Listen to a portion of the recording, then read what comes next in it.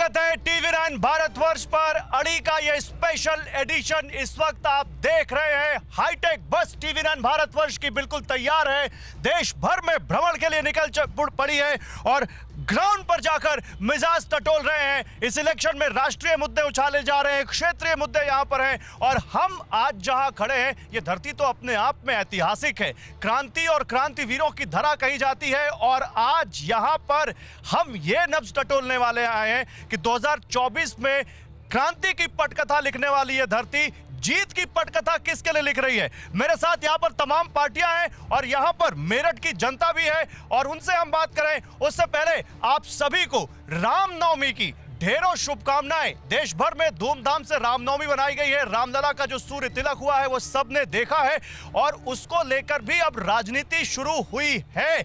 हम उस पर भी बात करेंगे। आज अड़ी में जो हमारा मुद्दा है, ये जो हाई वोल्टेज शो अड़ी का स्पेशल एडिशन आज मेरठ से है, वो है आज उसका मुद्दा मैं बता दूं, राम राम से 400 पार, इंडिया का मुद्दा महंगाई और रोजगार। और वो ठीक आप दाहिने तरफ आप देख सकते हैं जो इस वक्त आपको बड़ी स्क्रीन पर दिख भी रहा है यहां पर।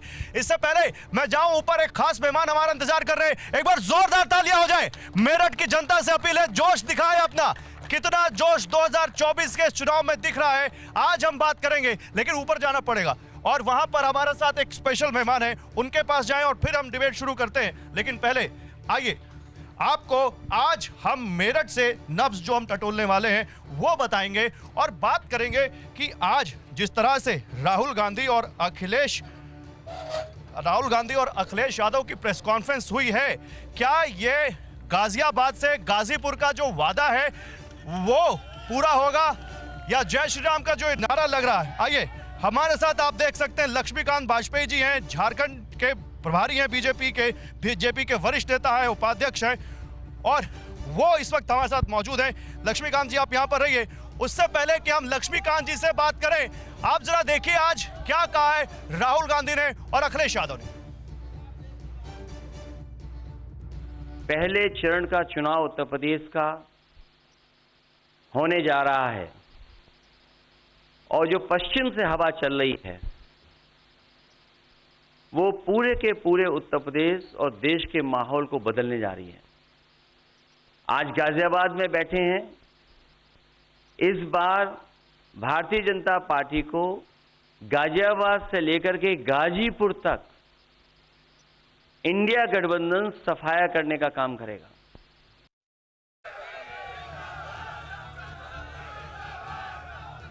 तो देखिए ये है अखिलेश यादव और अखिलेश यादव के इस बयान के बाद जरा कैमरा दिखाइए, यहां पर उनकी पार्टी के कार्यकर्ता और समर्थक कितने उत्साहित है वो भी आप देख सकते हैं।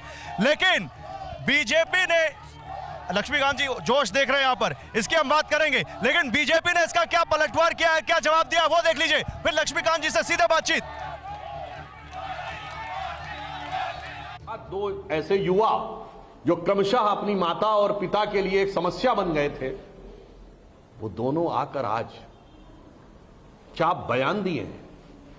उन्होंने कहा है कि गाजियाबाद से गाजीपुर तक उत्तर प्रदेश में इंडी गठबंधन जीतेगा और एनडीए का सफाया हो जाएगा। पहला तो मैं पूछना चाहता हूं, आपको उत्तर प्रदेश की सीमा गाजियाबाद से गाजीपुर तक ही क्यों नजर आई? गौतम बुद्ध नगर से भगवान गौतम बुद्ध की परिनिर्माण स्थली कुशीनगर तक क्यों नहीं नजर आई? आपको वो सीमा गौतम बुद्ध से कुशीनगर तक नजर नहीं आई? आपको सहारनपुर से बलिया तक नजर नहीं आई? मगर लगता है शायद गाजियाबाद और गाजीपुर वर्ड बोलते समय आपके मन में कोई दूसरा भाव रहता होगा। तो ये दोनों लोगों के मन में जो भावना है वो सभी समझ सकते हैं। सांसद त्रिवेदी को सुन लिया आपने, बहुत उत्साह यहाँ पर लोगों में, जल्दी से सुन लीजिए राहुल गांधी ने क्या कहा गाजियाबाद में, फिर आते हैं डिबेट पर। रामनवमी की आप सबको, देश को बहुत बहुत शुभकामनाएं। चुनाव में 2-3 बड़े मुद्दे हैं। सबसे बड़ा बेरोजगारी, दूसरे नंबर पर महंगाई, भागीदारी। मगर बीजेपी 24 घंटा डिस्ट्रैक्शन करने में लगी रहती है। कभी प्रधानमंत्री समुद्र के नीचे चले जाते हैं, कभी आसमान में सी प्लेन पे चले जाते हैं, मगर जो मुद्दे हैं उनके बारे में न प्रधानमंत्री न बीजेपी बात करती है। तो लक्ष्मीकांत वाजपेयी जी से तो आप मिल ही चुके हैं। इसके अलावा हमारे साथ विजय राठी हैं, समाजवादी पार्टी के प्रवक्ता हैं, डॉक्टर सतीश प्रकाश है, बीएसपी सपोर्टर है, रोहित जाखड़ हमें ज्वाइन करेंगे, अवनीश काजला है हमारे साथ कांग्रेस पार्टी से, और हमारे साथ धर्मेंद्र भारद्वाज है, बीजेपी के एमएलसी। लेकिन लक्ष्मीकांत जी, एक तरफ राम राम से 400 पार की बात आप लोग कह रहे हैं, दूसरी तरफ इंडिया कह रहा है महंगाई और बेरोजगार, रोजगार उनके लिए और महंगाई सबसे बड़ा मुद्दा। हम राम के नाम पर 400 पार नहीं कह रहे हैं। राम आस्था का विषय है, राजनीति का विषय बिल्कुल नहीं है राम का।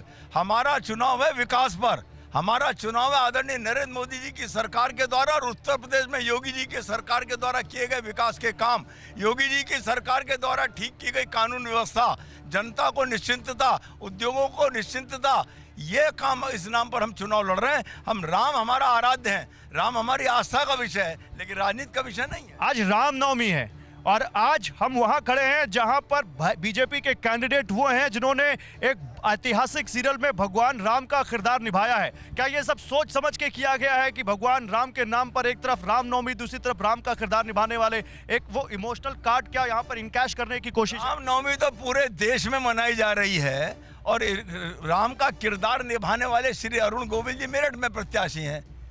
इसका हम तो मेरठ में ही बात कर रहे हैं ना। हाँ, तो मेरठ की अगर बात करें तो वो भारतीय जनता पार्टी के प्रत्याशी हैं और उन्होंने अगर राम का किरदार निभाया है तो निश्चित तौर पर उसका लाभ उनको मिलना चाहिए, उनके उसका लाभ मिलेगा। तो मुद्दा राम है या मुद्दा विकास है? मुद्दा विकास है, हर हालत में विकास है और सारे देश में विकास हमारा मुद्दा है। और उत्तर प्रदेश के संदर्भ में हम कहें तो आदरणीय योगी जी के द्वारा किए गए काम भी उसमें। लेकिन राहुल गांधी ने साफ कहा बीजेपी के मैनिफेस्टो में दो ही चीजें हैं, या तो 10-12 साल के बाद ओलंपिक या फिर 2-4 लोगों को चांद पर भेजना, और कुछ दिखता नहीं उनके मैनिफेस्टो में। आदरणीय राहुल गांधी जी को मैं कुछ और तो नहीं कहना चाहता, इतना ही कहना चाहता हूं, पर उपदेश कुशल बहुतेरे, उनको जो उत्तर प्रदेश छोड़ के भाग गए, उत्तर प्रदेश में उनके पास कैंडिडेट नहीं है, कम से कम उत्तर प्रदेश में गाजियाबाद में बैठकर बात ना करें। और फिर कितना संकुचित दृष्टिकोण है, गाजियाबाद से गाजीपुर तक, बाकी सारा उत्तर प्रदेश छूट दिया उन्होंने। इसलिए मैं निवेदन करना चाहता हूं, अगर हम एजेंडे पर लड़ रहे हैं, 10 साल के अपने किए हुए काम पर लड़ रहे हैं, उनकी नानी ने इमरजेंसी लगाई थी और उस इमरजेंसी लगाने के बाद तो आप कह रहे हैं मुद्दा आपके पास विकास है। चलिए एक बार मेरठ की जनता के पास चले गए और उनसे बात करेंगे कि उनके लिए मुद्दा क्या है, मेरठ की जनता क्या कह रही है, उनके पास क्या मुद्दा है। और क्योंकि हमारे साथ दूसरी पार्टियों के पैनलिस्ट भी हैं, उनसे भी बात करते हैं, लक्ष्मीकांत जी भी अभी नीचे आ रहे हैं, उनसे भी बात करते हैं। लेकिन जरा देखते हैं इस वक्त क्या है मेरठ की जनता की सोच, मेरठ की जनता क्या सोच रही है। क्योंकि बीजेपी तो कह रही है कि विकास और विरासत दोनों, बीजेपी तो कह रही है कि हमारे पास राम भी है और हमारे पास विकास भी है, लेकिन आपके पास क्या है? देखिए कांग्रेस पार्टी से हमारे साथ अभिजीत है। अभिजीत, लक्ष्मीकांत जी तो कह रहे हैं हमारे पास राम भी है, हमारे पास विकास भी है, कांग्रेस पार्टी के पास उसका क्या जवाब है? देखिए, राम सबके हैं, राम खाली इनके नहीं है। और मैं इनसे पूछना चाहता हूं, आराम से रुके आप बोलिए। मैं पूछना चाहता हूं कि भगवान राम को लाने की बात करने वाले लोग, आपने इनका गाने सुने होंगे, इनके आपने बातें सुनी होगी, हमने तो एक ही चीज सुनी थी, यहां बैठे हर इंसान को लाने वाला अगर कोई है वो भगवान राम है। ये लोग कहते हैं राम को हम लाए। अरे भैया, मैं इनसे ही पूछता हूं भाजपा के लोगों से, तुम राम जी को तो कहते हो लाए हो, अरे अगर तुम्हें लाना है तो तुम लाओ नीरव मोदी को, तुम लाओ विजय माल्या को, तुम लाओ ललित मोदी को। राम जी तो है ही, राम जी तो हर आदमी के दिल में है। धर्म जी, बीजेपी से धर्मेंद्र जी हमारे साथ है। लाना है तो ललित मोदी को लाओ, लाना है तो विजय माल्या को लाओ। आप राम जी के नाम पे विकास, एक मिनट रुके, अरे सुनिए, विकास मुद्दा है या भगवान राम मुद्दा है या फिर प्रधानमंत्री नरेंद्र मोदी का चेहरा मुद्दा है? हमारा विकास भी मुद्दा है और भगवान राम जो है हमारे कण कण और रोम रोम में बसे हुए हैं, हमारे धर्म और संस्कृति में बसे हुए हैं। मैं उन पार्टियों से पूछना चाहता हूं कि जिन्होंने हमारी धर्म और संस्कृति की विरासत को और जो विलुप्त किया था, उस विलुप्त का कारण सबसे बड़ा क्या था? हमें ये बताना चाहता हूँ कि जो 500 वर्षों के संताप के बाद, 500 वर्षों के संघर्ष के बाद अगर अयोध्या में राम मंदिर की रामलला की प्राण प्रतिष्ठा हुई, तो उस रामलला की प्रतिष्ठा को देखने के लिए, उस सांस्कृतिक अनुष्ठान को देखने के लिए क्या उनका वो नहीं पड़ता, विषय नहीं बनता? वो सांस्कृतिक अनुष्ठान पूरा विश्व देख रहा था। सवाल ये है, सवाल ये है, उसे एक आदमी ने नहीं देखा, पूरे दुनिया ने देखा, लेकिन बड़ी आस्था से देखा। ठीक है। और अगर भगवान राम आए हैं तो उसमें दूसरे को दिक्कत क्या है? अगर उनकी सरकारें नहीं है तो वो ले आते। अगर भगवान राम का रामलीला का प्रतिष्ठित करना था तो वो ले आते। बताइए। ओके जी, अब रुके। आप तो ना एनडीए में है ना इंडिया में है जी। आप बीएसपी सपोर्टर भी माने जाते हो, दलित चिंतक भी माने के जाते हैं ही जी। अब मुद्दा यहाँ पे है राम से 400 पार, या फिर जो विपक्षी दलों का गठबंधन कह रहा है महंगाई या रोजगार, क्या चलेगा इस बार बताइए। देखिए, ये 400 BC का जो नशा है, इसमें आपने राम को भी नहीं छोड़ा। गौरव जी, ये मेरठ की जनता है, ये क्रांति धरा की जनता है, और ये रावण की ससुराल भी है। और ये देश आजाद हो चुका। जब देश में राजशाही थी, राजा दशरथ का राज था, तो राजा रानी के पेट से पैदा होता था। अब ये देश आजाद हो गया, अब यहाँ बैलेट बॉक्स से पैदा होगा। अगर आप वास्तव में ही राम को चुनाव लड़ाना चाहते थे, तो राम को चुनाव जाकर के अयोध्या में जाकर के लड़ाते। आप अयोध्या को भूल करके आप राम का अपमान कर रहे हैं, रावण की ससुराल में जाकर के चुनाव लड़ा रहे हैं। अगर अरुण गोविल जी अभिनेता हैं, अभिनेता होने के नाते हम उनका सम्मान करते हैं। एक बात, दूसरी बात, एक बात सुनिए, मेरठ का एक धार्मिक महत्व और भी है। अगर सुनिए भाई, सुनिए आप सुनिए भैया, सुनिए आप मेरी बात को सुनिए। एक मिनट सुन लीजिए गौरव जी, मैं इस मेरठ का नागरिक भी हूँ। और एक बात मैं आपको और बता दूं कि अयोध्या अगर धार्मिक नगरी है, तो इस मेरठ का भी एक धार्मिक कनेक्शन है। यहाँ भी हस्तिनापुर है। आप सुनिए, यहाँ भी हस्तिनापुर है। अगर अयोध्या का विकास हो सकता है, तो हस्तिनापुर का विकास क्यों नहीं हो सकता? जवाब सुनिए जवाब, नेता का जवाब। भैया बैठिए। अरे नेता का जवाब सुनिए, अपने नेता का जवाब सुनिए। आप बैठिए। एक मिनट बैठिए। बोलिए, आप बोलिए। अपने नेता का आप जवाब तो दीजिए इनका। देखो, सबसे पहले मैं ये कहना चाहता हूँ, हमारी सरकार 2014 में भारतीय जनता पार्टी की सरकार बनी, और भारतीय जनता पार्टी की सरकार बनने के बाद जो विकास की बात आप आज कर रहे हैं, पीडीए का जवाब है आपके पास? मेरे पास सारी जवाब है। एक जल्दी जवाब सुन दीजिए। जो विकास की बात आप कर रहे हैं, अखिलेश यादव के पीडीए का जवाब है। 70 साल की सरकारों ने जो काम किया, अल्पसंख्यक का जवाब है आपके पास? मेरे पास है। 10 साल की सरकारों ने अगर 10 में 0 लगा दे, 100 सालों में भी वो सरकार नहीं कर पाती। अगर 10 साल में जो विकास की गंगा और धारा बही है, उस विकास की गंगा धारा को एक मिनट लाठी साहब बताएंगे। एक मिनट रुके। वो कह रहे हैं हमारे पास जो 10 साल में विकास की गंगा बही। एक मिनट भैया, ऐसा नहीं, रुके, ऐसा नहीं, रुकिए जरा। अगर अपने नेता को बोलने दे रहे हैं तो सबको बोलने दीजिए, सबको सुनिए, सबसे रिक्वेस्ट है प्लीज। लाठी साहब मुझे ही बताइए, वो कह रहे हैं हमारा विकास पीडीए का जवाब भी है और इंडिया का जवाब भी है, बताइए। देखिए, सबसे पहले मैं जो मेरठ की महान जनता, उसको मेरा सिर झुका करके नमस्कार, सलाम, सत श्री अकाल। सबसे पहले मैं अभी आदरणीय लक्ष्मीकांत वाजपेयी जी गए हैं, उन्हीं के बारे में बात करूंगा। शोर मचाना चाहते हैं, अच्छी बात है, अगर अपने ही नेता के बारे में सुनना नहीं चाहते।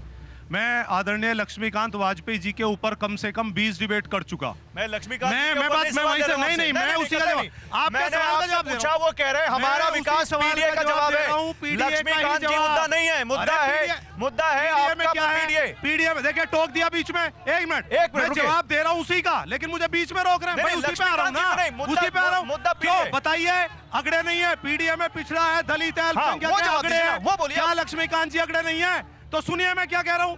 मैं ये कह रहा हूं, मेरठ के लिए दुर्भाग्य की बात है कि 2014 में जब भारतीय जनता पार्टी की सरकार बनी, उस समय लक्ष्मीकांत जी प्रदेश अध्यक्ष थे, लेकिन उन्होंने इतना जलील किया, उनको ब्राह्मण समाज को इतना जलील किया कि उन्हें बर्फ में लगाने का काम किया बीजेपी ने। उसके बाद सुनिए, बात आगे बढ़ी, गवर्नर बने उत्तर प्रदेश में, देश में, फिर लक्ष्मीकांत वाजपेयी जी का नाम चला, उसके बाद फिर ब्राह्मण समाज को बीजेपी ने ठगा, ठीक है। उसके बाद राज्यसभा सांसद, ठीक है। एमएलसी, सुन लीजिए भाई, जवाब ही तो दे रहा हूं आपका मैं। ठीक है। उसके बाद जब देखा पूरा ब्राह्मण समाज परेशान है, हाँ। उसके बाद आदरणीय धर्मेंद्र भारद्वाज जी को पद मिला, उसके बाद लक्ष्मीकांत वाजपेयी जी को पद मिला, कहना क्या और चाहते हैं ऑल आप? इंडिया कहना क्या ब्राह्मण चाहते हैं? महासभा के कहना क्या? हैं जल्दी सर, त्रिपाठी जल्दी। जी, उन्होंने ये पाटिल कहा साहब, जल्दी। कि भारतीय जनता पार्टी में किसी का भला नहीं है, वो सिर्फ विनाश की राजनीति करती है। बीजेपी में किसी सिर्फ का भला विनाश नहीं की है। एक राजनीति। मिनट, जनता जवाब इन्हीं के देगी नेता मेरठ का की। मैंने उदाहरण आप लोग दिया, एक मिनट रुकिए, रुकिए।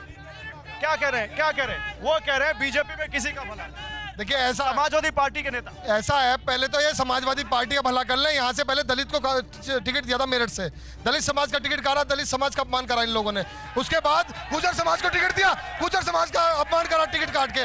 ये लोग जाति की राजनीति करते हैं। अखिलेश यादव जी मुझे समझ में ठीक है, ठीक है, एक मिनट, एक रुके, एक एक करके। दलित समाज की बात चलिए। दलित समाज को इन लोगों ने, दलित समाज के पार्षद थे नगर निगम के अंदर, उन 2 लोगों को इतनी पिटाई करी, एफआईआर दर्ज हुई एमएलसी साहब के खिलाफ, और सोमेंद्र तोमर जी मंत्री जो है। ठीक है, एक मिनट, अपनी सीट पे बैठिए, अपनी सीट पे बैठिए भैया, अपनी सीट पे बैठिए। नहीं रुकिए, मेरा सवाल सुनिए भैया।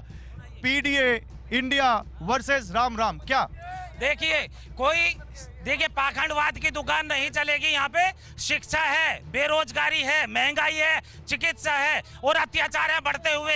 ये होना चाहिए मुद्दा, ये नहीं होना चाहिए। ठीक है, मैं सर, मैं बता देना चाहता हूँ, इस मेरिट में अपनी जगह बैठिए, बैठ जाओ भैया, आ रहा हूँ, बैठ जाओ भैया, बैठ जाओ। मैं बाहर की बात ना करते हुए, देश की बात ना करते हुए मेरिट की बात करूंगा। सबसे ज्यादा यहाँ युवा परेशान है। 2 करोड़ रोजगार की बात हुई थी, और मैं दलितों का एग्जांपल देना चाहता हूँ। दलितों की जो भारतीय जनता पार्टी मसीहा बन रही है, दलित पार्षद की पिटाई होती है, दलित की हत्या होती है, दलित की जमीन कब्जाई जाती है। मैं आपको बता देना चाहता हूँ, हस्तनापुर विधानसभा के विधायक रहे हरि सिंह विद्ये, उनकी 15 बीघा जमीन भारतीय जनता पार्टी के। भैया लेकिन उधर प्रधानमंत्री नरेंद्र मोदी चेहरा है, इधर इंडिया का चेहरा कौन है, आपको क्या लगता है? मैं बता देना चाहता हूँ, केवल और केवल भारतीय जनता पार्टी आपसे नहीं पूछा, झूठ और जुमला। भारतीय जनता पार्टी रोजगार, अरे यार, भारतीय जनता पार्टी केवल और केवल झूठ की ठीक है, क्या कह रहे हैं? पर्दा बंद है, कोई पिक्चर नहीं है, कोई हीरो नहीं है, इनका तो दूल्हा ही नहीं है, बारात किसकी चढ़ेगी? आप कह रहे हैं दूल्हा नहीं। एक मिनट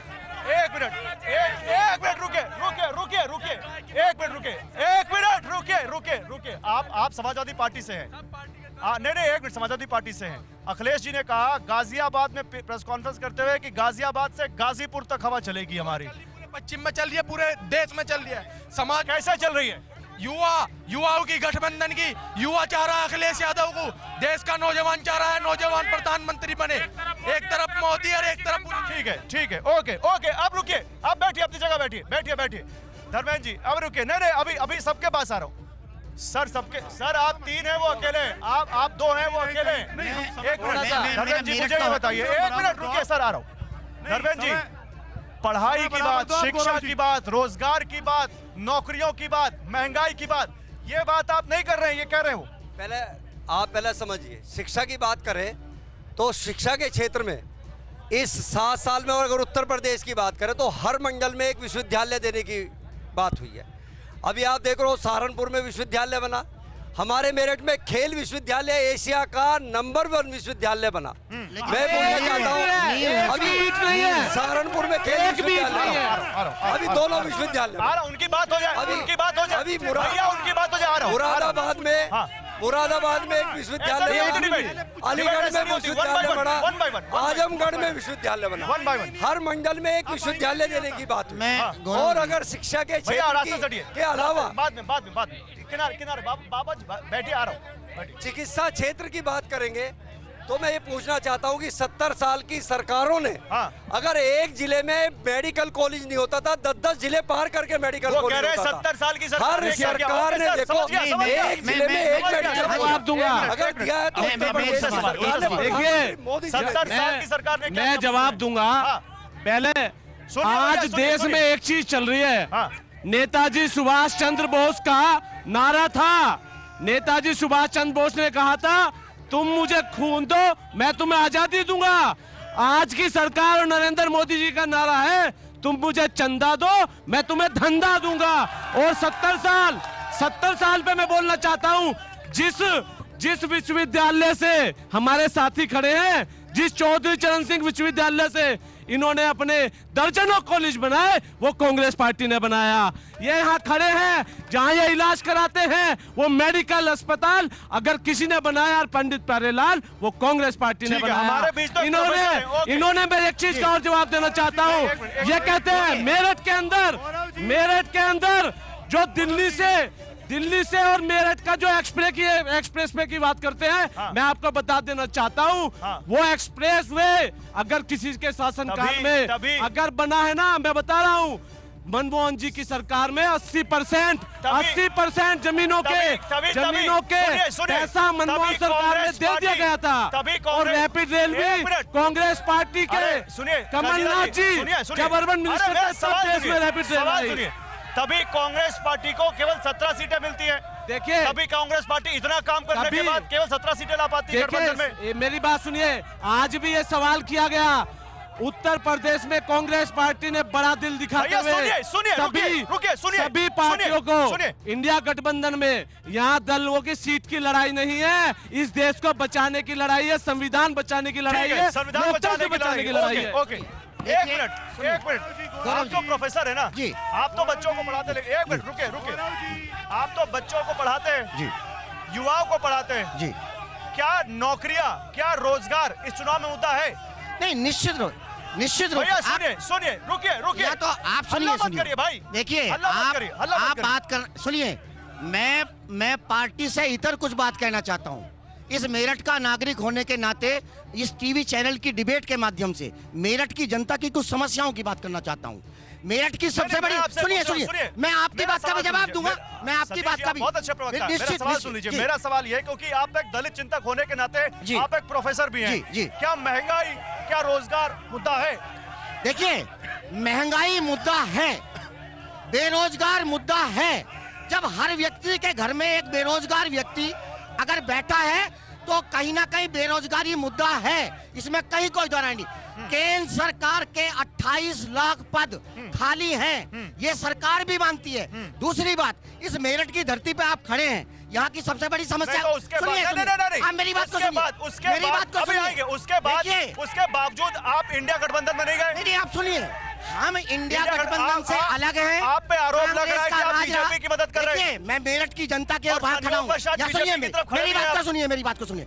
मेरठ के नागरिक को न्याय लेने के लिए, मेरठ के नागरिक को न्याय लेने के लिए पाकिस्तान से दूरी कम है और उत्तर प्रदेश से दूरी ज्यादा है। क्यों नहीं बनाया? प्रयागराज क्यों नहीं बनाया? सुनिए, पश्चिम उत्तर प्रदेश अलग बनना चाहिए, उत्तर प्रदेश के टुकड़े होने चाहिए। बहुजन समाज पार्टी की सरकार ने बाकायदा विधानसभा में जाकर के 4 राज्य बनेंगे। दूसरी बात, सुनिए, मेरी बात को सुनो, 100%। तो आप बीजेपी की मदद क्यों कर रहे हैं? बीजेपी, सुनिए, बीजेपी की नाक के अंदर नकेल, बीजेपी की नाक के अंदर नकेल अगर किसी ने डाली है तो बहुजन समाज पार्टी ने डाली है, और ये तय होगा जिस दिन रिजल्ट आएंगे उस दिन बहुजन समाज पार्टी का एक समाजवादी पार्टी। आप लोग फिर ऐसा क्यों कह रहे हैं? आप लोग फिर वो कह रहे हैं बीजेपी की नाक में नकेल हमने डाली है, वो जा रही है आवाज, ऑन एयर जा रही है।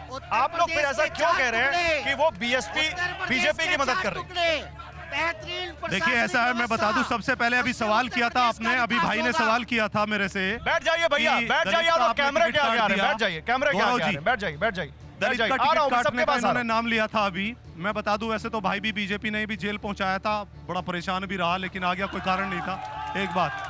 दूसरी बात, आदरणीय धर्मेंद्र भारद्वाज जी हमारे आदरणीय हैं, लेकिन वो जो दलित पार्षद था उसको पीटने की इनकी वीडियो वायरल हुई थी, हमारे सामने प्रवक्ता के रूप में खड़े हैं, इन्हीं की वीडियो थी, पूरे देश ने देखा। बताओ, देखा नहीं देखा? पूरे देश ने देखा। मेलसी साहब कीर्ति गोपला को चाटे मारे, दलित पार्षद है, पूरे देश ने देखा ये बात। तो दलितों की बात ये ना करे, ज्यादा अच्छा। दूसरी बात, आपने सामने लिख रखा, अभी मैं देख रहा था कि राम राम ऐसे करके 400 पार। यहाँ का किसान इस बार जो सुबह उठ के राम राम बोलता अपने बैलों को, अपनी जमीन को, अपनी खेती को, वो इस बार इस भाजपा का राम राम और काम तमाम करने वाला वो किसान। जवाब दीजिए पश्चिम में धर्मेंद्र जी। और भाजपा एक भी सीट नहीं जीतेगी। गौरव जी, समाजवादी पार्टी से कि राम राम से 400 पार आप कह रहे हैं, यहाँ का किसान सुबह सुबह राम राम बोलता है और वही आपकी नैया इस बार नहीं पार लगा रहा, बोल रहे हैं वो। 2 मिनट सुन सकते हो तो जैसे उन आराम से सुन रहे हैं, आराम से पहले सब बैठो, सुन लीजिए। देखो, आवाज शोर मचाने से, उससे करने से कुछ नहीं होने वाला। पहले मुद्दों की बात चल रही है, मुद्दों की बात है, सब भाई हैं, अवनीश भी छोटे भाई है, वो भी भाई है, ये भी भाई खड़े हैं, भाई भाई है, सब भाई सब हैं, भाई भाई सब भाई हैं। राजनीतिक मुद्दे हैं, राजनीतिक विचारधारा है, थोड़ा सा पहले समझो, एक दूसरे को कोई ज़्यादा वो ना करे आरोप प्रत्यारोप। जो विकास की बात आप कर रहे हो, मैं इस मेरठ की जनता से पूछना चाहता हूँ, मेरठ की धरती से पूछना चाहता हूँ कि अब से 7 साल पहले जब मेरठ से दिल्ली, मेरठ से करनाल, मेरठ से शामली, मेरठ से हरिद्वार, मेरठ से मुरादाबाद, मेरठ से अलीगढ़, मेरठ से रुड़की, मेरठ से देहरादून जाने के लिए अगर मेरठ से अगर हरिद्वार हमारी माता बहनें अगर गंगा में स्नान करना चाहती, पार्टी की सरकार ने 20 साल पहले मेरठ में अम्बेडकर हवाई पट्टी बनाई। बताओ तो मुझे, क्योंकि उस हवाई पट्टी का नाम अम्बेडकर हवाई पट्टी है। वो जाली बात है, वो जाली बात है। 5 घंटे उनको लगते थे स्नान करने के लिए, और दिल्ली जाने में 5 घंटे लगते थे। आज जो रोड कनेक्टिविटी मेरठ की हुई है, इस मेरठ की जनता को इतना जबरदस्त वो मिला है, इतना जबरदस्त तो कभी भी किसी को नहीं मिला। इस विकास की गंगा की जो धारा मेरठ को मिली है, मुझे लगता नहीं पूरे भारतवर्ष में मिला। एक सवाल का जवाब आज तक इस भारतवर्ष को इतने पंख नहीं अगर इतने विकास के काम है गिनाने को, एक मिनट रुकिए। अगर आपके पास इतने हैं विकास के काम गिनाने को, तो आपके जो यहाँ के प्रत्याशी हैं अरुण गोविल, वो ये क्यों कहते हैं कि भाई मुद्दे हम बाद में देख लेंगे, अभी नतीजा है ना तो मुद्दे बाद में देख लेंगे। प्रत्याशी ने कोई बात ऐसी नहीं की, पहली बात। नंबर दूसरी बात, मेरी बात सुनिए, मेरी बात सुनिए। हमारे प्रत्याशी, हमारा हर प्रत्याशी, हर कैंडिडेट हमारे मोदी जी के रूप में चुनाव लड़ता है। हमारी राष्ट्रनीति, हमारी नीति, हमारा जो भी काम होता है, बीजेपी के प्रत्याशियों का अपना कोई मत नहीं है। हमारा मत है, तो वही हमारे प्रत्याशी का मत है। हमारे प्रत्याशी ने जो कहा है, मैं उस बात को भी कहना चाहता हूँ। हमारे प्रत्याशी ने ये कहा है विकास, मेरठ के विकास की जितनी आज तक गंगा बही है, उसमें 4 गुनी धारा बहाऊंगा। मुझे ये हमारे अरुण गोविल जी ने कहा। और दूसरी बात समझ, आप मेरी बात समझिए, जितना देश का विकास आज पूरे, हम मेरठ की बात नहीं कर रहे, हम पूरे उत्तर प्रदेश की बात करना चाहते हैं। जब मेरी बहन ने क्या, अगर आबूलेन पे जाती थी, मैं इनसे पूछना चाहता हूँ, आबूलेन पे जाती थी तो मेरी बहन बेटियों के साथ दुपट्टा खींचने जाता था, मेरी बहन बेटियों के साथ दुपट्टा खींचने जाता था। वो बहन बेटियों की सुरक्षा का पूछना चाहता हूँ कि मेरी बहन बेटियां कहाँ हैं? अगर वो बहन बेटियां हैं तो आज बहन बेटियों के लिए क्या होता है? आज उनकी अगर मेरठ की हवाई पट्टी का नाम, अगर मेरठ की हवाई पट्टी का नाम बाबा साहब डॉक्टर भीमराव अंबेडकर है तो पट्टी शुरू नहीं करेंगे आप, क्योंकि उसका नाम बाबा साहब भीमराव अंबेडकर पट्टी है, उसको आप हवाई यात्रा शुरू नहीं करेंगे। एक मिनट क्या कह रहे हैं आप? एक मिनट रुके, नहीं ऐसा नहीं, प्लीज शांत हो जाइए। ऐसे बोलेंगे किसी की आवाज नहीं आएगी, शांत हो जाइए। नहीं रुकिए भैया, आ रहा हूं। जो एक मेरी बात सुनिए सर, 1 मिनट। आप सबसे रिक्वेस्ट है, हम दिल्ली से चल के आपके यहाँ आए आपकी बात सुनने के लिए। ऐसे अगर शोर मचाएंगे तो किसी की बात नहीं जाएगी। जो लोग बोल चुके हैं वो शांति से बैठे हैं, और जो नहीं बोल चुके हैं उनके पास में आऊंगा एक एक करके। मैं भाजपा वालों से कहना चाहता हूँ, आ रहा हूँ सर, बात कर रहे हैं, मैं एक उदाहरण बता रहा हूँ विकास का। ये विनाश हुआ हिंदुस्तान में, दिल्ली से लेकर गुड़गांव की 28 किलोमीटर की जो सड़क है, पहले 18 जो बजट आया था वो था 18 करोड़ पर किलोमीटर का, और वो वसूल करा जो है 250 किलोमीटर पर। ठीक है एक करके। ये माननीय प्रधानमंत्री जी को ये कहते हैं विश्व गुरु ऐसा होता है। यूएसए ने 120 देशों को आमंत्रित करा था, फ्री वीजा देके आप भेजिए। उन 120 की लिस्ट में एक आप मुझे बताइए भारत का नाम है? ठीक है, आप बताइए। जो अपने माँ बाप का नहीं हो देश का क्या होगा? अखिलेश ने अपने चाचा को नहीं बख्शा, राजीव भैया आप बोल चुके हैं, रुकिए ना, आप बोल चुके हैं। मेरी माँ मर गई मुझे वोट दो, राहुल गांधी आए मेरे दादी मर गई मुझे वोट दो। कब तक इन लोगों को वोट देंगे दादा के नाम पर? भाई साहब, हमें वोट वो देगा जिसके घर पर छत नहीं थी उसे छत मिली, जिसके बेटे का इलाज नहीं हो पा रहा उसे आयुष्मान योजना। आ रहा हूँ भैया, आ रहा हूँ, 1 मिनट रुकिए। जिसके बेटे का इलाज नहीं हो पा रहा उसे आयुष्मान योजना के तहत उसका इलाज हुआ, जिसका मुद्रा लोन लेकर इसका व्यापार चला, हमें वोट देगा, वो वोट देगा। ठीक है। बैठिए। क्या कह रहे थे आप? बैठिए। एकदम कैसे होगा तो क्या उधर कैसे जा रहे हो आप? एक तरफ कैसे देख पा रहे हो? अरे भैया आप बोलिए, कुछ कहना है आपको? बीजेपी के एजेंट हैं। ये सीट बीएसपी के खाते में जाती थी या भाजपा के खाते में जाती थी। इस बार समाजवादी पार्टी ने यहां से एक दलित चेहरे को टिकट दिया जिससे कि बीएसपी चुनाव हार जाए। यहां पर लगातार बीएसपी चुनाव जीती है, दूसरे नंबर पर रही है। कहना क्या चाहते हैं? मेरा कहने का मतलब यह है कि भाजपा के जो अखिलेश यादव हैं वो कौन जीतेगा? बीएसपी चुनाव जीतेगी। यहाँ बीएसपी जीतेगी, मुस्लिम वर्ग। ठीक है, गठबंधन हमारा गठबंधन। ऐसा है, सामान्य सीट पर आदरणीय अखिलेश यादव जी ने एक दलित समाज के व्यक्ति को टिकट दिया। भैया तो 2 बार बदला क्यों? 2 बार क्यों? 2 बार बदला, लेकिन टिकट। इतनी कंफ्यूजन क्यों है समाजवादी पार्टी में? हर जगह टिकट बदलनी पड़ रही है। कंफ्यूजन इसलिए है कि जब कोई विपक्ष का नेता किसी पे मुकदमा दर्ज होता है तो वो तो जेल जाता है, लेकिन जब देश के पहलवान जंतर मंतर, अरे मैं आपसे पूछ रहा हूँ, उन महिलाओं के साथ क्यों उन्हें न्याय नहीं मिला? मणिपुर में देश की बेटी को नंगा घुमाया गया, तब प्रधानमंत्री।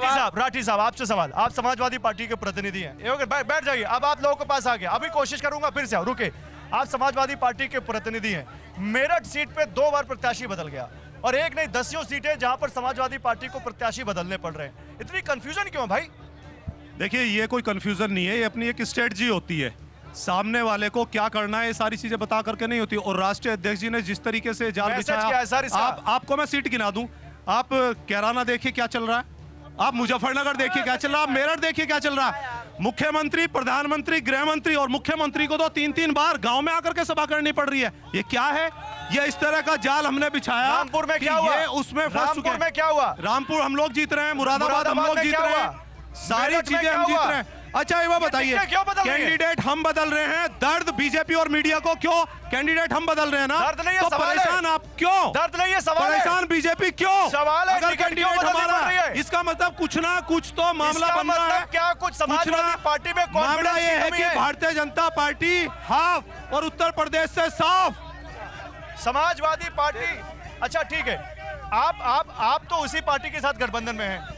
क्या आप लोगों को नहीं लग रहा कि यहाँ पर ये बार-बार टिकट बदल रहे हैं, कॉन्फिडेंस की कमी है, गलत हो जाएगा कुछ? अच्छा गौरव जी, आपने सबको बहुत समय दिया, मेरी एक आपसे रिक्वेस्ट है कि मैं इनको सारी बातों का जवाब दूंगा, जनता का भी जल्दी बोलूंगा।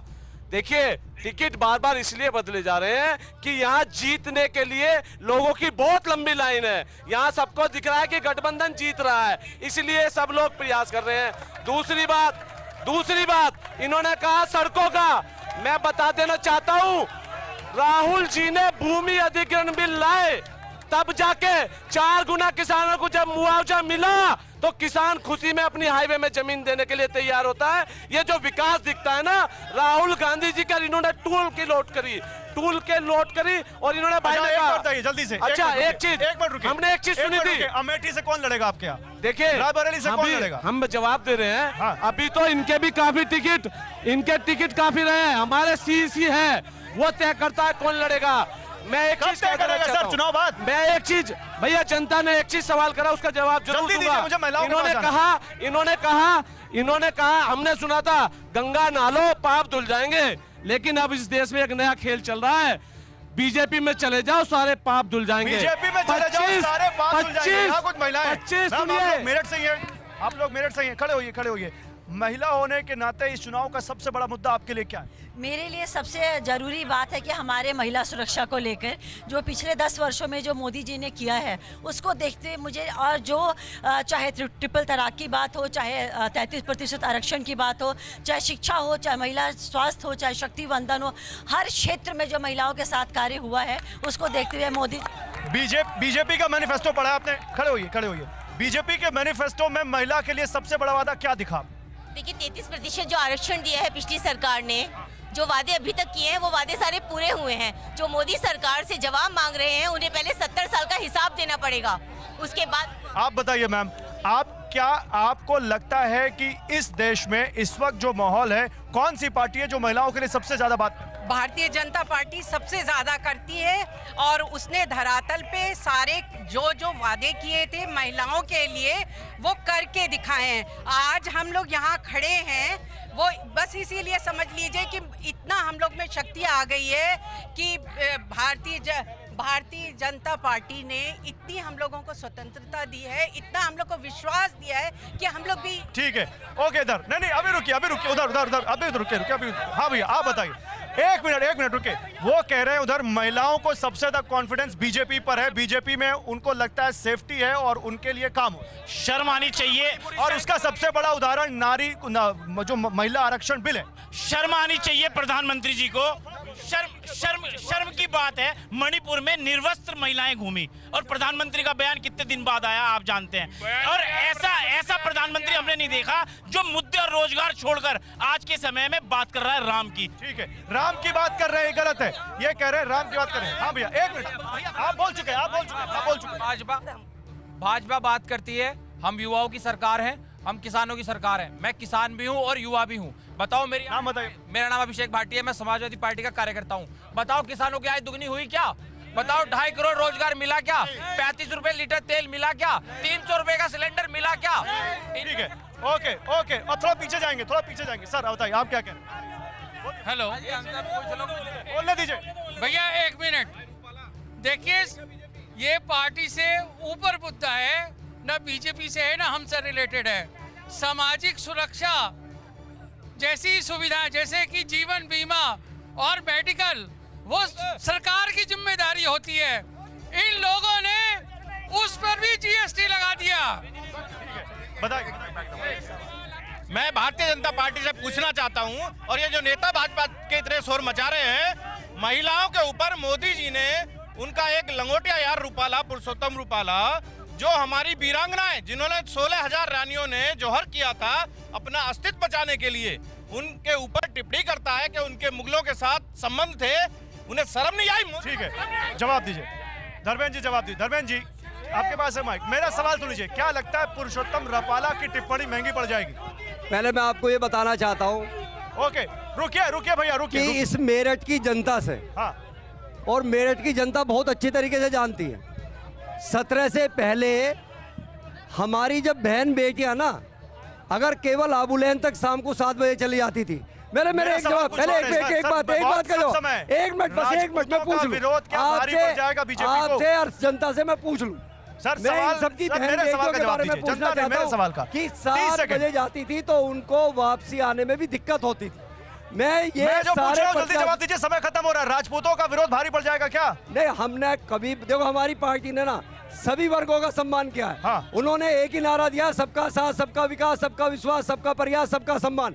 अगर एक भी जाति के लिए कोई स्कीम अलग चलाई हो, एक भी धर्म के लिए अलग चलाई हो, एक भी वर्ग के लिए अलग चलाई हो, ये मेरठ का पड़ाव, हमें यहीं पर रुकना पड़ रहा है ब्रेक के लिए। आप सभी लोगों का बहुत शुक्रिया, आप सभी लोगों का बहुत शुक्रिया। एक बार जोरदार तालियां हो जाए मेरठ की जनता के लिए, आप सब के लिए। आप सबने बहुत अच्छा बोला है भाई, अपने लिए तालियां बजाइए भाई।